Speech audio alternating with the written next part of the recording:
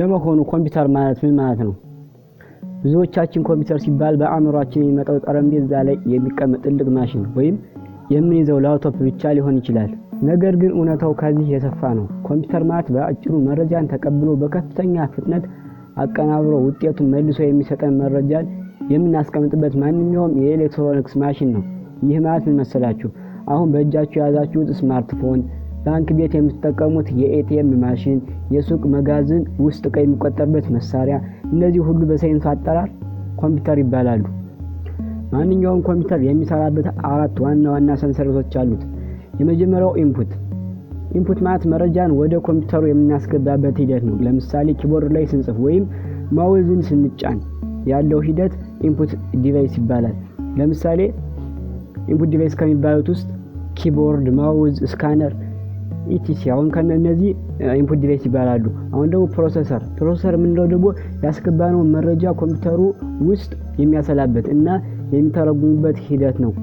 ቀጣዩ ደግሞ አውትፑት ዲቫይስ ነው። የተቀራበረው መረጃ ኮምፒውተሩ መልሶ ለእኛ የሚያሳይበት መንገድ ነው። ለምሳሌ በስክሪኑ ላይ የምናሳየው ጽሑፍ ወይም ደግሞ በስፒከር የምንሰማው ድምጽ፣ ይሄ አውትፑት ዲቫይስ ይባላል። ወይም ደግሞ አራተኛው ደግሞ ስቶሬጅ፣ የሰራነው ስራ ፎቶ ወይም ደግሞ ቪዲዮ ሊሆን ይችላል በቋሚነት በኮምፒውተሩ ውስጥ የምናስቀምጥበት ክፍል ነው። አሁን ደግሞ በዕለት ተዕለት ህይወታችን የምንጠቀምባቸው 2 ዋና ዋና የኮምፒውተር አይነቶችን በጥልቀት እንያቸው።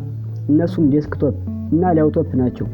መጀመሪያ ዴስክቶፕን ዴስክ ማለት ጠረጴዛ ማለት ስለሆነ ዴስክቶፕ ማለት ደግሞ ጠረጴዛ ላይ ተቀምጦ ብቻ የሚሰራ ቋሚ ኮምፒውተር ነው።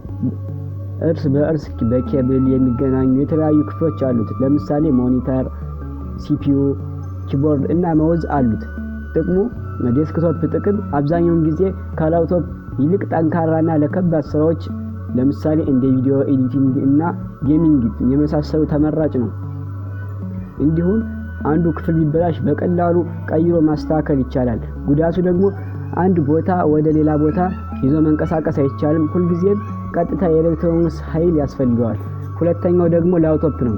ላፕ ማለት ጭን ማለት ስለሆነ በጭናችን ላይ አስቀምጠን የምንሰራው ሁሉንም ክፍሎች ስክሪን፣ ኪቦርድ፣ ማውዝ በአንድ ላይ አጣጥፎ ያዘልን ተንቀሳቃሽ ኮምፒውተር ነው።